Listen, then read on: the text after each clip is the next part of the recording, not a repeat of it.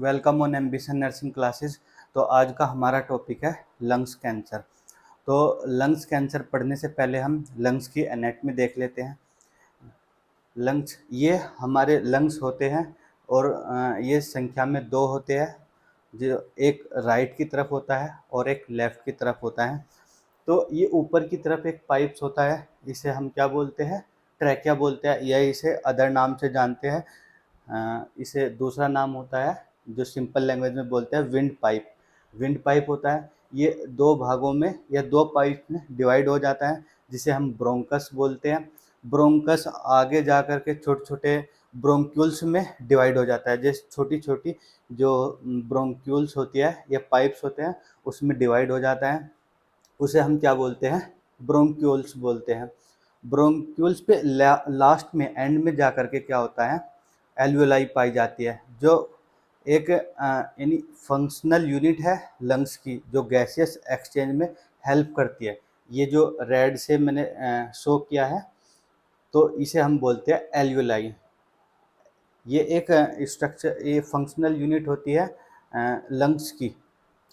तो ये right lungs होता है और ये लेफ्ट लंग्स होता है। लेफ्ट लंग्स की दो लोब्स होती है, दो लोब्स होती है, और राइट लंग्स की तीन लोब्स होती है। दो लोब्स होती है, ऊपर की लोब्स, ये मैंने ग्रीन जो लाइन है उससे डिवाइड की है लोब्स को।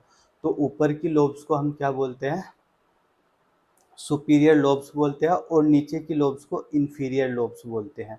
ये दो लोब्स होती है लेफ्ट लंग्स में। और राइट लंग्स में तीन लोब्स पाई जाती है। सबसे ऊपर की लोब्स को हम क्या बोलते हैं, सुपीरियर लोब बोलते हैं। फिर उससे नीचे आती है मिडिल लोब, यानी जो बीच की लोब्स होती है राइट लंग्स के अंदर, उसे हम बोलते हैं मिडिल लोब। और जो सबसे नीचे की तरफ होती है उसे हम बोलते हैं इन्फीरियर लोब। तो ये एक बेसिक सी एनाटॉमी थी। अब हम कैंसर के बारे में पढ़ेंगे।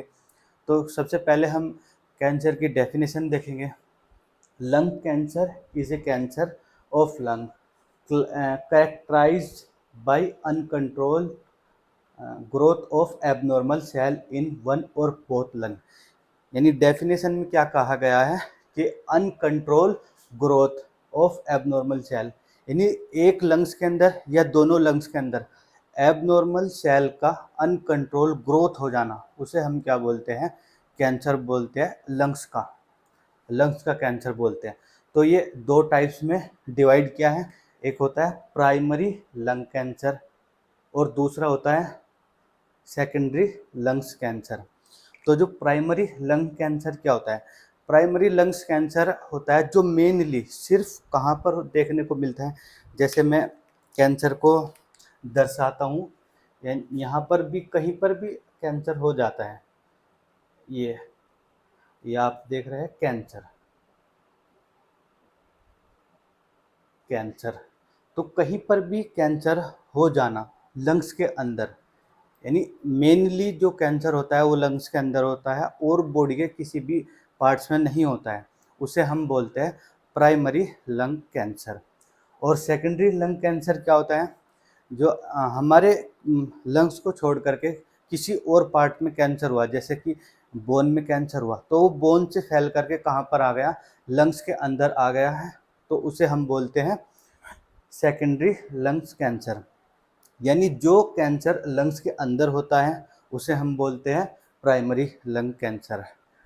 और जो कैंसर कहीं बॉडी के किसी अदर पार्ट्स में होता है और वो मेटास्टेसिस हो करके या फैल करके कहाँ पर आ जाता है, लंग्स के अंदर आ जाता है। जैसे बोन के अंदर कैंसर है, ये बोन है और बोन के अंदर कैंसर है, तो ये बोन के अंदर कैंसर चल करके कहाँ पर आ गया है, लंग्स के अंदर। और इसे हम किस कैटेगरी में डालते हैं, सेकेंडरी लंग कैंसर। यानी किसी और बॉडी पार्ट्स में कैंसर हुआ उसकी वजह से लंग्स में हुआ है, उसे हम बोलते हैं सेकेंडरी लंग कैंसर। अब हम जो लंग्स कैंसर है उसे दो भागों में क्लासिफिकेशन करते हैं उसका। तो एक तो हम बोलते हैं NSCLC, यानी non small cell lung cancer. यानी वे जो सेल्स होती है वो स्मॉल नहीं होती है, उनका कैंसर लंग्स का कैंसर होता है, यानी उनका कैंसर हो जाना ही क्या बोलते हैं हम, non small cell lung cancer. वे उन सेल में कैंसर हो जाना जो कि बड़ी होती है। और एक होता है small SCLC, small cell lung cancer, small cell lung cancer एक ये होता है। जो नॉन स्मॉल सेल कैंसर होता है उसे 3 पार्ट्स में डिवाइड किया है या क्लासिफाई किया गया है। पहला होता है एडिनोकार्सिनोमा। एडिनोकार्सिनोमा मोस्ट कॉमन देखा गया है, यानी 80% के आसपास ये कैंसर होता है। 80% के आसपास नॉन स्मॉल सेल कैंसर होता है, और 20% के आसपास कौन सा कैंसर होता है, स्मॉल सेल लंग कैंसर। ये बहुत जल्दी रैपिडली ग्रो करके एक ट्यूमर की फॉर्म ले लेता है, स्मॉल सेल लंग कैंसर। और ये non small lung cell lung cancer, ये 3 पार्ट्स में डिवाइड किया गया है या क्लासिफाई किया गया है। पहला होता है एडिनोकार्सिनोमा। ये मैंने पहले भी बताया है कि एडिनो जो ग्लैंडुलर टिश्यू होते हैं, सेल्स होते हैं, उसके अंदर कैंसर हो जाना, उसे ही हम क्या बोलते हैं, एडिनोकार्सिनोमा। ये किस में देखने को मिलता है, मोस्ट कॉमन किस में देखने को मिलता है, फीमेल के अंदर एडिनोकार्सिनोमा। एक होता है स्क्वामस सेल कार्सिनोमा, जो एपिथेलियल होता है, एपिथेलियल टिश्यू होता है, उसी का कैंसर होता है एक तरह से, स्क्वामस सेल कार्सिनोमा। ये मेनली मोस्ट कॉमन किस में देखने को मिलता है, मेल के अंदर देखने को मिलता है। कौन सा, स्क्वामस सेल कार्सिनोमा। और अनडिफरेंशिएटेड कार्सिनोमा थर्ड पार्ट होता है, यानी जिसमें क्लासिफाई किया गया है अनडिफरेंशिएटेड कार्सिनोमा। ये भी लगभग 10-15% होता है, 10% देखने को मिलता है अनडिफरेंशिएटेड कार्सिनोमा। अब हम रिस्क फैक्टर देखते हैं, यानी किन किन रिस्क फैक्टर की वजह से हमें लंग कैंसर देखने को मिलता है। सबसे पहला जो मोस्ट कॉमन देखा गया है, स्मोकिंग, सिगरेट स्मोकिंग, के जो धूम्रपान करते हैं, जैसे बीड़ी या सिगरेट का जो सेवन करते हैं या पीते हैं, उसे स्मोकिंग करते हैं, तो उसकी वजह से देखा गया है सिगरेट स्मोकिंग की वजह से। या डाइटरी डिफिसिट, यानी फलवल जो भी फ्रूट्स होते हैं वो डाइट में नहीं ले रहा है, तो उसकी, क्योंकि जो फ्रूट्स होते हैं, बहुत से फ्रूट्स होते हैं जो कैंसर को कम करते हैं, यानी कैंसर से हमें बचाते हैं। बहुत सारे ऐसे फ्रूट्स होते हैं जो कैंसर से बचाते हैं, या सब्जियां ऐसी होती हैं। तो डाइटरी डिफिसिट, यानी हमारी डाइट में वो चीज़ें नहीं है जो कैंसर की को रोकती है, होने से रोकती है। एयर पोल्यूशन की वजह से भी ये देखने को मिलता है। और जेनेटिक्स में, यानी कोई क्रोमोसोमल एबनॉर्मलिटी है तो उसकी वजह से देखने को मिलता है। रेस्पिरेटरी डिसऑर्डर, जैसे कि रेस्पिरेटरी डिसऑर्डर मेनली जैसे पल्मोनरी टीबी हो गया है किसी को, ट्यूबरकुलोसिस हो गया है, तो उसमें देखने को मिल सकता है। या फिर कोई इनहेल कार्सिनोजन, जो कार्सिनोजन क्या होता है, वे एजेंट जो कैंसर को प्रोड्यूस करते हैं, उन एजेंट को या उन केमिकल को हम कार्सिनोजन बोलते हैं। इनहेल कर लेना, किन केमिकल को, निकेल, निकेल यूरेनियम, आर्सेनिक, ये इस तरह के केमिकल्स होते हैं। अगर इन्हें इनहेल कर लिया जाए तो कैंसर देखने को मिल सकता है। अब हम देखते हैं साइन एंड सिम्टम, यानी क्लिनिकल मैनिफेस्टेशन, हमें क्या क्या देखने को मिलेगा अगर लंग कैंसर हो गया है। तो सबसे पहले हमें देखने को मिलेगा क्रोनिक परसिस्टेंट कफ, यानी लंबे समय से खांसी देखने को मिलेगी, लगातार चलती रहेगी वो खांसी बहुत लंबे समय से, तो हम उसे बोलते हैं क्रोनिक परसिस्टेंट कफ।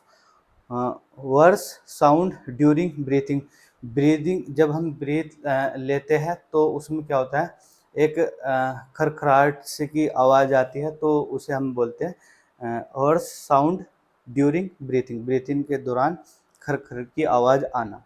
या डिस्पीनिया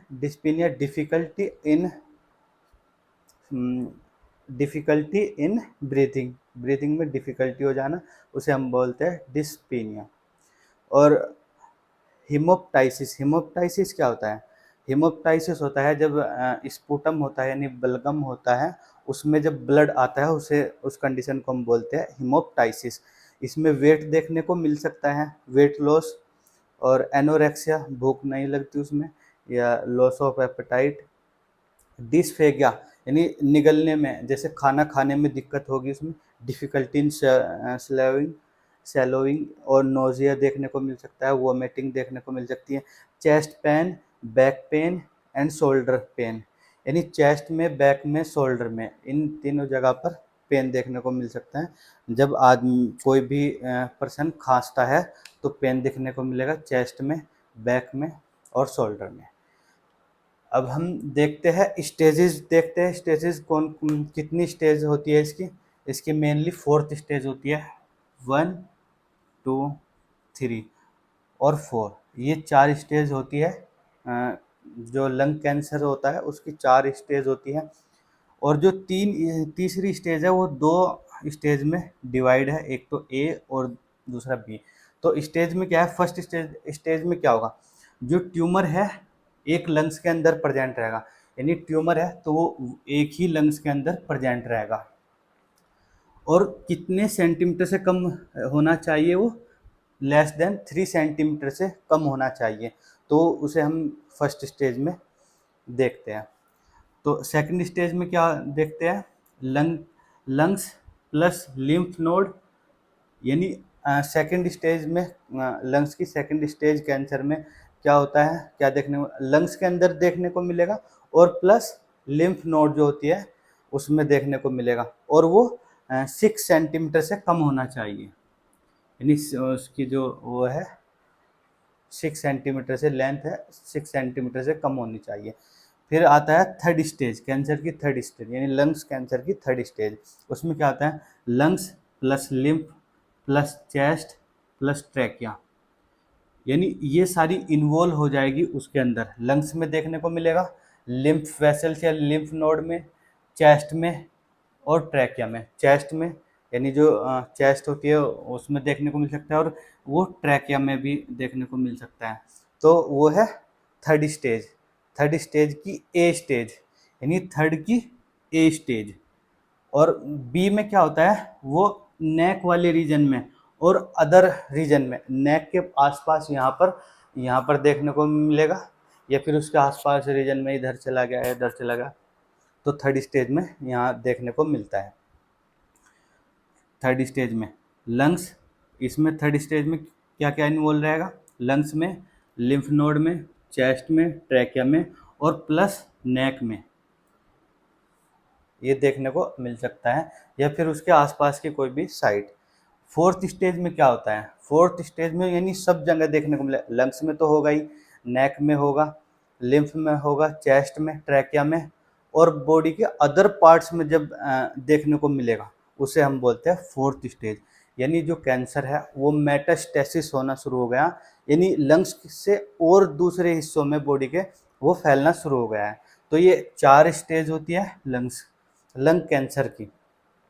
अब हम देखते हैं डायग्नोस्टिक इवेल्युएशन, ये क्या क्या चीज़ें हम परफॉर्म करेंगे। सबसे पहले हम पेशेंट की हिस्ट्री लेंगे, हिस्ट्री को कलेक्ट करेंगे, फिजिकल एग्जामिनेशन करेंगे उसका, सीटी स्कैन कर सकते हैं, इसमें एमआरआई कर सकते हैं। ये सारी चीज़ें इंटरनल ऑर्गन को विजुअलाइज करने के लिए की जाती है। चेस्ट एक्सरे करते हैं इसमें, चेस्ट एक्सरे, जिससे लंग्स में जो भी एबनॉर्मलिटी है वो दिख सके। पीईटी यानी पोजिट्रॉन एमिशन टोमोग्राफी, इसमें क्या होता है, ब्लड सर्कुलेशन, एक तरह से फिजियोलॉजिकल फंक्शन इसमें देखते हैं पीईटी में। स्पुटम एग्जामिनेशन कर सकते हैं, कोई बैक्टीरियल की वजह से भी कैंसर हो जाता है तो वो भी देख सकते हैं हम, स्पुटम एग्जामिनेशन। ब्रोंकोस्कोपी क्या होता है, एक स्कोप होता है, वो मतलब एक रोड टाइप का स्कोप होता है, उसके अंदर कैमरा लगा हुआ होता है और वो मुंह से अंदर को डाल करके हम ट्रैकिया या फिर जो लंग्स का जो रीजन है उसे विजुलाइज करते हैं कैमरे की मदद से, तो उसे हम बोलते हैं ब्रोंकोस्कोपी। या फिर पल्मोनरी एंजियोग्राफी, जो पल्मोनरी एंजियोग्राफी होती है, जो आर्टरी है इसकी जो लंग्स होता है उसकी आर्टरी और वेन को देखने के लिए पल्मोनरी एंजियोग्राफी करते हैं। अब हम देखते हैं मैनेजमेंट की तरफ चलते हैं। तो सबसे पहले हम ये वाला देखते हैं कैरियो सर्जरी क्या होता है। कैरियो सर्जरी क्या होता है, जो एबनॉर्मल सेल होती है लंग्स के अंदर उसे हम फ्रीज कर देते हैं, या कैंसर सेल को हम डिस्ट्रॉय कर देते हैं।